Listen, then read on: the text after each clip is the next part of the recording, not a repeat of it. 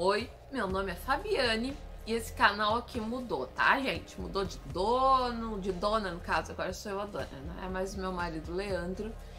O nome do canal Terças Sinistras, tá? Apesar de lá o nome tá Terça Sinistra, tivemos uma divergência, ele vai mudar isso. Mas por enquanto vamos deixar assim, tá? E o que eu vou abordar nesse canal? Casos de crimes que aconteceram, tá, gente? Reais. Não são aqui teorias nem nada, são casos reais, investigação policial, tudo real, tá? Tanto brasileiro quanto dos outros países estrangeiros. E eu, para começar aqui, eu resolvi então começar com um caso brasileiro, que foi do serial killer chamado, né, denominado de Maníaco do Parque. Ele não foi o primeiro, né, serial killer brasileiro, mas com certeza foi o mais conhecido, mais falado, né, que as pessoas nessa época já tinham, né, bastante informação, mídia, e, né, vários modos de ficar sabendo, né, sobre os crimes. Então é isso, né, gente? Eu resolvi começar com esse caso. Eu, pessoalmente, particularmente, eu gosto muito de ler livros de serial killer. É estranho, mas eu gosto.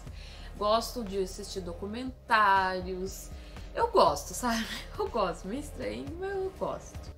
Mas então vamos começar aí com o caso. Mas antes de começar o caso, gente, não se esqueça aí de se inscrever no canal, deixar o like, comentar e compartilhar, e compartilha com todo mundo para esse canal crescer, porque esse canal precisa crescer, porque assim tá começando, afinal de contas, né?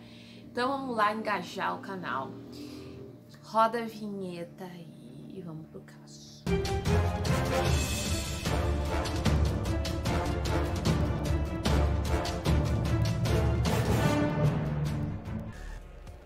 Então vamos começar, né? Francisco de Assis Pereira nasceu no dia 30 de novembro de 1967, tá? Em Guaraci, no interior de São Paulo. Ele era o caçula de 3 irmãos. E todo mundo falava que ele era uma criança tranquila e meiga, tá? Todo mundo que conhecia ele. Nessa mesma época aí, ele ganhou um par de patins e também foi na mesma época que ele decidiu matar ou pegar um passarinho, né? E fritar, né? Ele matou o passarinho e tentou fritar o passarinho na frigideira. A avó dele não deixou. E na mesma hora ele começou a chorar, ter uma crise de choro, porque ele tinha tirado uma vida, né? Estranho isso, né? Mas é uma coisa bem normal em psicopatas, tá? Eles têm essa coisa de que na infância eles têm mania de matar pequenos animais, tá?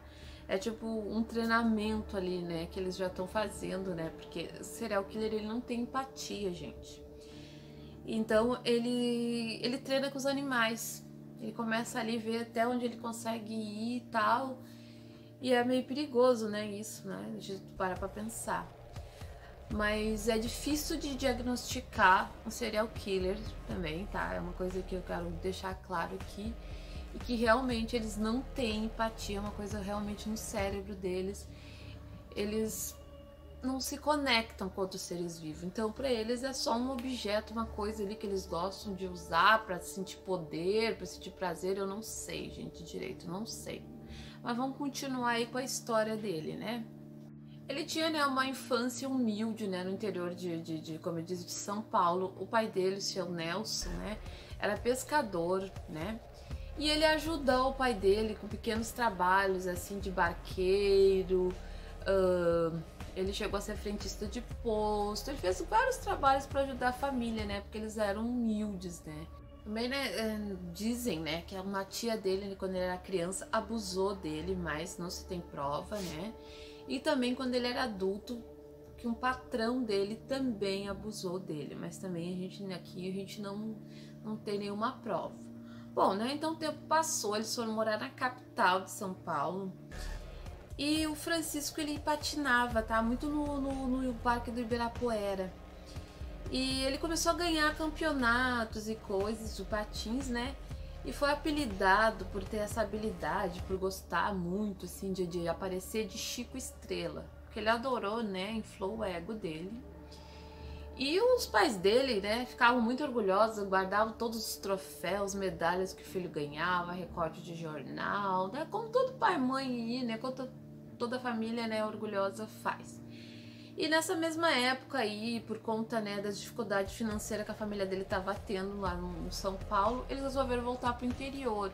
Mas o Francisco não foi com eles, ele ficou, né, em São Paulo, na capital, e a última vez que ele viu a família dele foi nesse Natal de 1997, tá? Quando a família dele toda voltou pro interior. E ele ficou lá sozinho. Aí ele resolveu encontrar um trabalho de motoboy. E aconteceu uma coisa muito estranha nesse trabalho dele aí. Um dos colegas dele resolveu fazer uma brincadeira com ele, chamar ele de homossexual. Ele ficou doido, ele espancou o rapaz. Tá? Todo mundo que tava lá disse que ele mudou, sabe? Se transformou totalmente, virou numa coisa, assim, que nem um bicho. Saiu, né, batendo, espancando o rapaz que nem doido. E aí o patrão dele, todos os funcionários, os colegas de trabalho que estavam ali, viram um lado dele que ninguém nunca tinha visto até então, né? E logo, né, em seguida, logo depois disso, eu não sei se foi antes ou depois, ele ia morar com uma travesti chamada Tainá. Ele viveu 1 ano com ela. E ela apanhava constantemente dele, era espancada, e ele dava socos no estômago dela. Olha aí que horror isso que ele fazia, né? Coisa bem legal de se fazer como, né, com a pessoa que você tá vivendo. Foi relatado também que esse tempo aí que o Francisco estava morando com ela, ele estava desempregado e ela, né, a Tainá, sustentava ele. E dizem que foi por isso que eram as brigas constantes, os espancamentos. Gente, isso não é desculpa nenhuma, né? A coisa mais, né, sem nexo, né, sem sentido machista, tipo, foi te espancar, tu me sustento, tu me sentindo inferior, né? Desculpinha, né? Mas foi nessa época aí que realmente ela apanhou muito, sofreu muito, né? Então vamos agora começar a falar sobre o primeiro caso, né? Começar a falar do primeiro caso. Agora falando do caso em si, né, todos os crimes começaram a ocorrer em 1997. Todos eles eram cometidos no Parque do Estado de São Paulo, né, mais conhecido como Parque da Mata. E ele abordava as vítimas sempre do mesmo jeito, tá? Ele abordava as vítimas ou nesse parque ou no metrô, na estação de metrô. Ele abordava as vítimas dizendo que ele que ele trabalhava com uma grande agência multinacional de modelos e que elas iam ficar famosas e tal. Esse tipo de coisa, tá? Esse tipo de papinho furado para ganhar a confiança delas. E aí, nessa hora, a gente já pensa, né? Já começa a julgar como é que elas iam com esse papinho furado. Mas a outra característica de um serial killer, né? No caso, e até de psicopatas, é que eles são muito bons de lábia, eles são muito bons de papo, assim, sabe? De enrolar as pessoas. E também, eles são mais inteligentes que a maioria das pessoas. O QI deles, não todos os serial killers, tá? Mas a maioria deles tem um QI acima da média. Eles são bem espertos, são bem simulados e também são, sabe? Tem aquela que consegue convencer as pessoas. Então ele levava as vítimas pro parque, né, lá pro meio do parque, espancava, abusava, estuprava, às vezes até mostrava o cadáver das outras vítimas, depois matava elas estrangulado com um cadarço, tá? Ele não tinha um período certo, assim, entre um crime e outro. Às vezes ele cometia um seguido, às vezes demorava mais, isso aí a polícia não sabe ao certo a motivação, o que fazia, né? Ele cometer o crime, demorar mais. Então o que a gente sabe, o que se sabe, é que a primeira vítima dele, né, o primeiro crime foi cometido logo depois do Natal de 1997. O que se sabe é que foi antes do Ano Novo, tá? A data certa não é precisa. Ele usou a mesma abordagem ali que ele usou depois com as outras vítimas, atraiu lá pro mato, né? Fez tudo isso que você já sabe que ele fez, né? Matou ela e simplesmente, né, deixou ali. Tá, eu não vou falar exatamente de cada caso aqui, vou deixar um link na descrição se vocês quiserem saber mais aí como foi cada caso, porque mesmo aqui eu acho que o YouTube ia até me podar se eu tentasse falar. E também a gente tem documentários, tem vários vídeos na internet, se procurar aí pelo YouTube tu vai encontrar, sim, dele dando entrevistas na maior frieza, contando cada caso, como ele fez cada coisa, tá? Que é mais preciso. Aqui eu tô mostrando o caso, assim, dando um geral sobre o caso, tá? Desculpa o cachorro da vizinha tá latindo, gente. Isso é uma coisa que eu não posso controlar. Bom, então no ano seguinte, tá? No dia 4 de julho de 98, foi encontrado o primeiro corpo.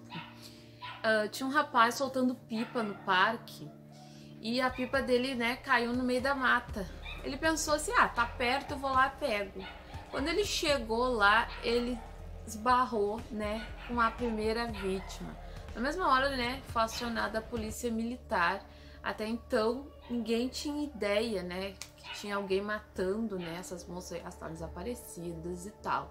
E 2 dias depois, um senhor que deixava arapucas para passarinho no meio da mata, foi buscar, né, a arapuca dele e tal, e encontrou mais 2 corpos, tá? Só que esses corpos já estavam, assim, no estado todo de decomposição. Um deles era só osso. Então, na hora, a polícia se ligou de que eles estavam lidando com um serial killer, né? E porque até então não tinha ideia, né, que era, porque não tinha ligação nenhuma, né, um caso com outro, simplesmente elas sumiam, as meninas, e ninguém dava nenhuma pista nem nada. Aí começa a aparecer, né, pessoas contando que viram ele abordando alguém ou que foram abordadas por ele, tá? Ele deixou algumas vítimas vivas, sim, tá? Ele deixou para trás umas vítimas que eu não sei porquê, que algumas ele matava e outras não. Isso eu já não sei dizer pra vocês, tá? Então, a primeira vítima a ser identificada foi a Selma Ferreira Queiroz, de 18 anos. E a partir dela, né, a polícia notou que, né, que ele tinha um perfil, ele tinha um padrão. Começou a aparecer também outras vítimas que sobreviveram e eles chegaram à conclusão que ele gostava, né, que as vítimas escolhidas eram morenas, de cabelos longos e corpo, né, voluptuoso. Aí deu trava-língua, tá, gente? Vamos dizer assim, com curvas. Ele gostava de moças assim.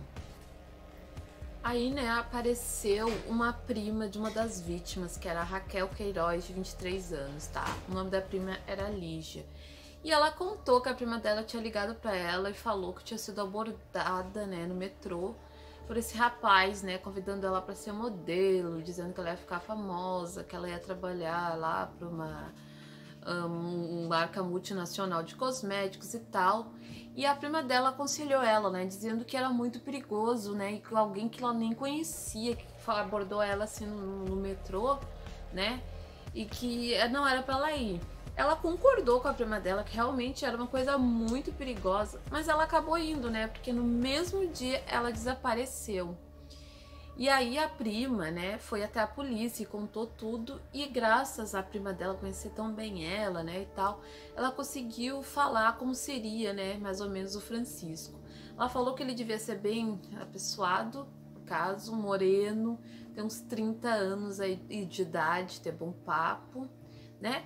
E contou aquela mesma história, né, de que ele abordava elas como sendo, né, de uma agência, um fotógrafo, agenciador, e elas acabavam caindo. Então, a partir dessa prima, né, da Lígia, ter contado isso e das outras vítimas que sobreviveram, eles conseguiram traçar um perfil dele aí de como ele abordava as vítimas, tá? Então, né, a partir desses relatos todos, a polícia fez um retrato falado, né, do serial killer no caso aí, que era o Francisco, e soltou em todas as mídias, jornais, televisão, para tudo que é lado.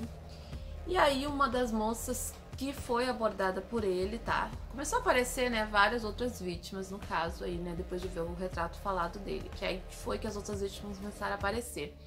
E aí uma moça que sobreviveu, né, que sobreviveu não, né, na verdade que ela foi só abordada por ele, ela contou a mesma coisa, que como ele chegou nela e falou a mesma historinha de ser modelo, de levar ela para tirar as fotos e tal. E é só que ela não quis ir com ele, ela falou que não, e ele ficou insistindo, insistindo, insistindo, e ela dizendo não, não, até que ela se irritou, perdeu a paciência e falou para ele que se ele não parasse ela ia chamar a polícia.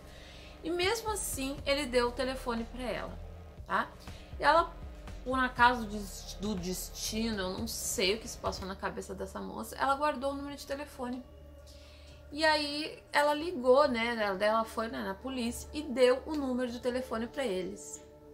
Imediatamente eles já ligaram, né? Pegaram esse número, ligaram e descobriram que era de uma empresa de motoboys. Aí eles foram até essa empresa, tá?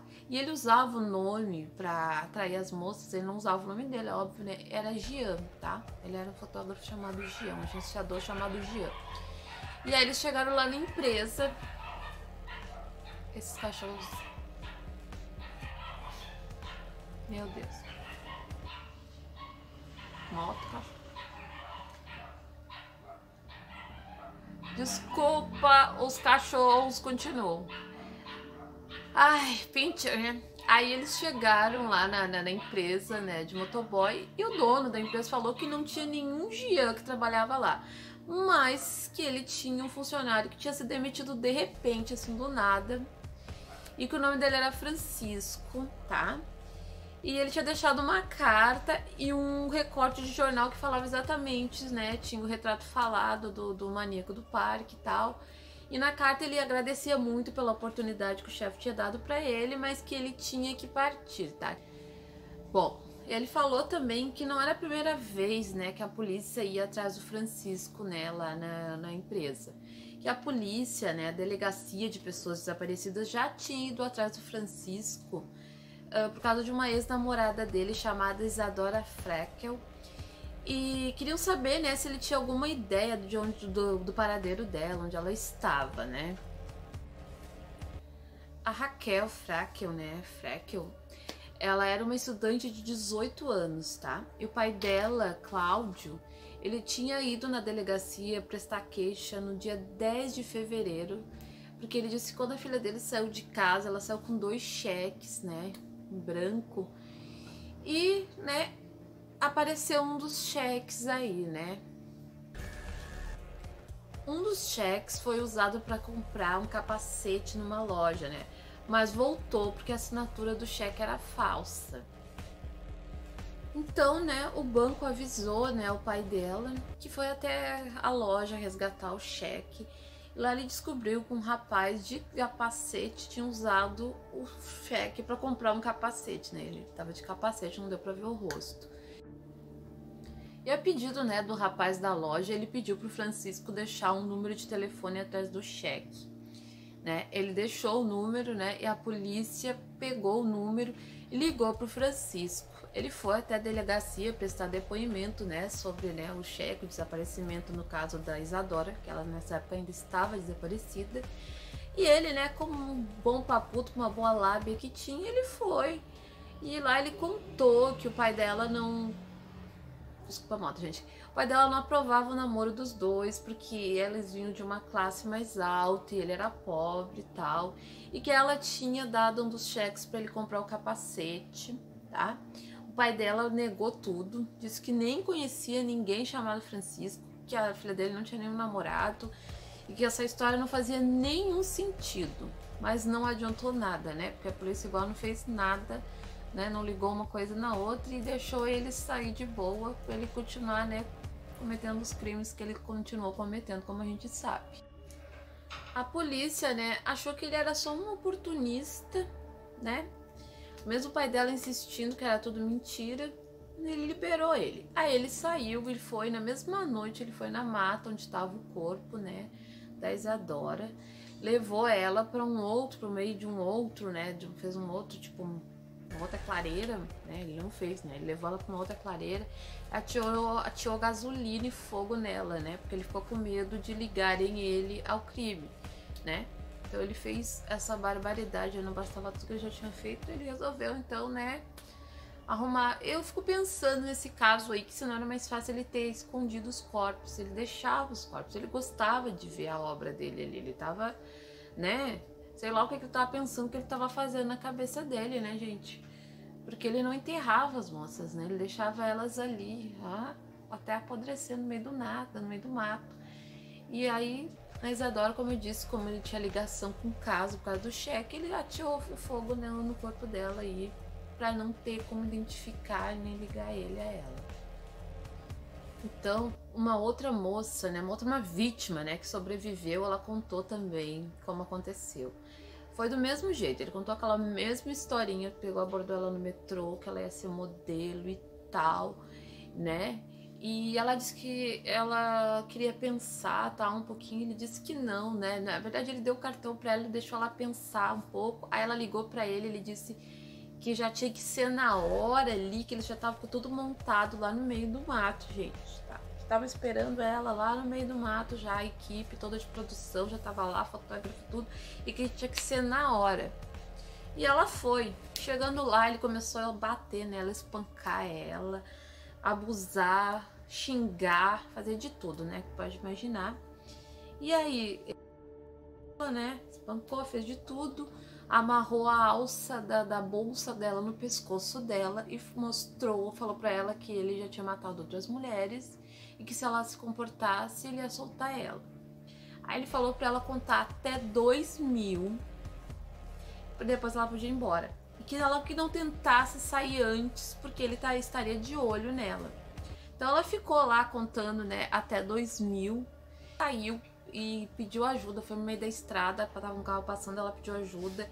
Imediatamente eles levaram ela até a polícia, né, e já tava tendo, né, a ligação, né, do Francisco com as outras vítimas, tinha aparecido várias, né, falando que tinham escapado dele. Então a polícia resolveu pegar o retrato falado dele, né, uma foto dele e de outros, né, outros homens, né, que tinham ficha na polícia, para levar as vítimas. Aí ele levou dessas vítimas sobreviverem, todas as outras, para ver o que elas iam dizer. E na hora elas reconheciam o Francisco, tá? Sem sombra de dúvida, elas reconheciam ele. E no mesmo dia, o proprietário da empresa onde Francisco trabalhava de motoboy ligou para a polícia avisando que ele tinha encontrado um vaso sanitário quebrado, né? E aí a polícia falou, não mexe que a gente já tá chegando aí. Quando eles chegaram lá, tinha uma costela e uma identidade dentro do vaso.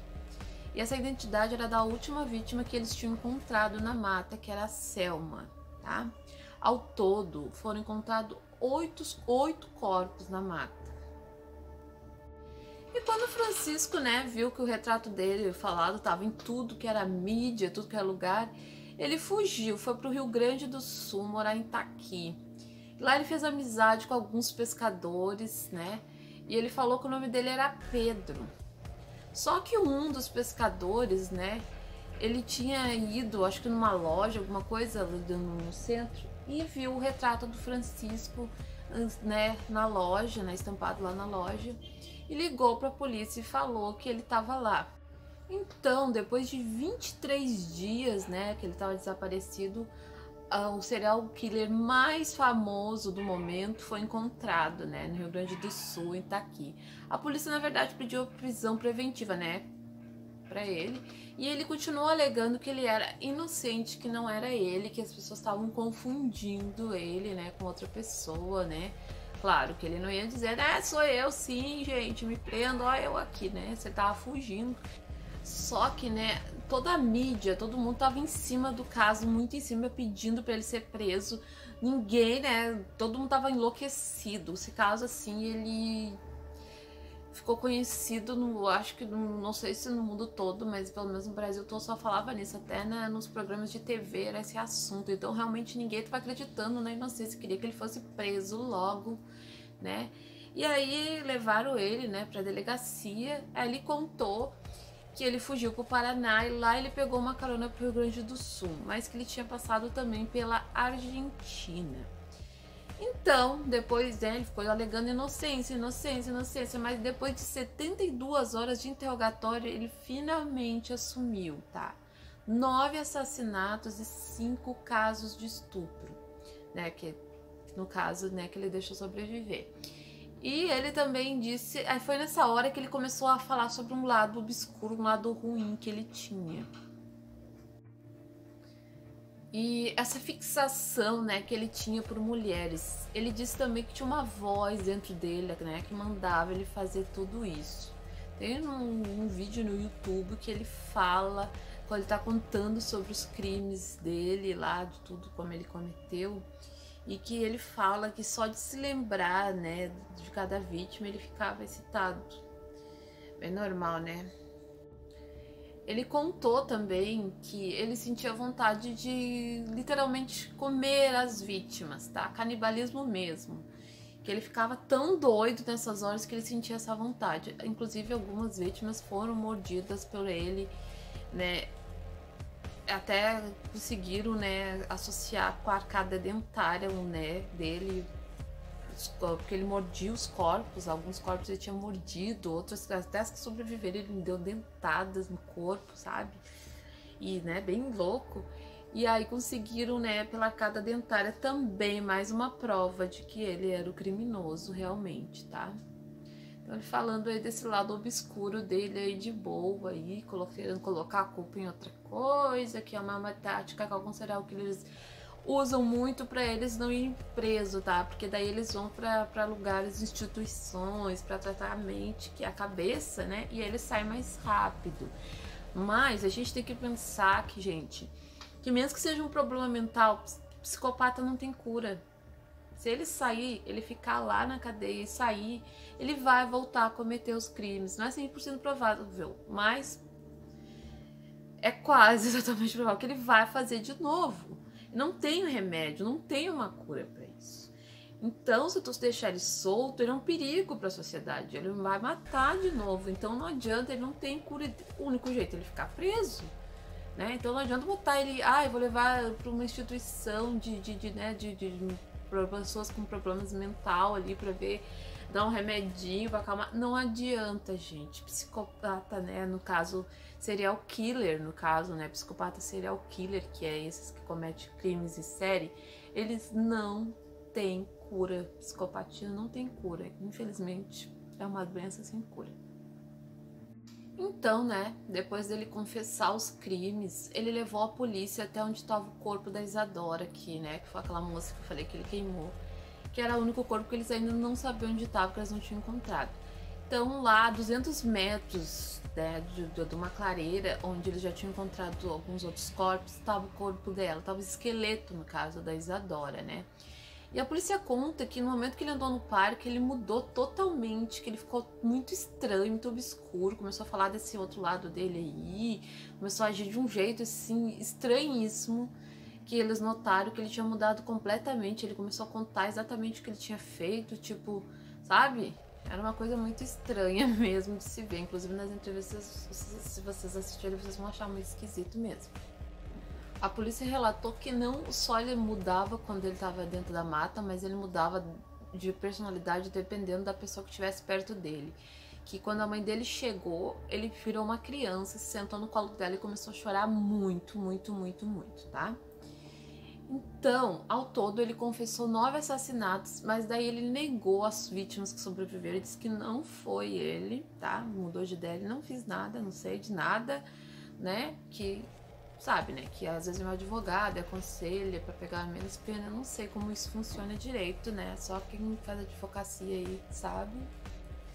E ele continuava negando mesmo as vítimas falando que era ele, olhando a cara dele, dizendo que era ele e dizer que não. Então ele foi julgado por 11 vítimas, mas condenado por 9, tá, gente? Na verdade, ele foi condenado por 10 vítimas, tá? E uma dos corpos, assim, nunca foi encontrado, 9 corpos, um nunca foi encontrado, porque ele negou até o fim que foi ele, né? E a polícia também, né, disse que era muito diferente a aparência dela das outras. Então não se sabe se ela era vítima dele ou não. Pode ter sido outro, né, outro assassino que largou no parque também, que teve, sei lá, a gente não sabe, né? Não tem como saber ao certo isso.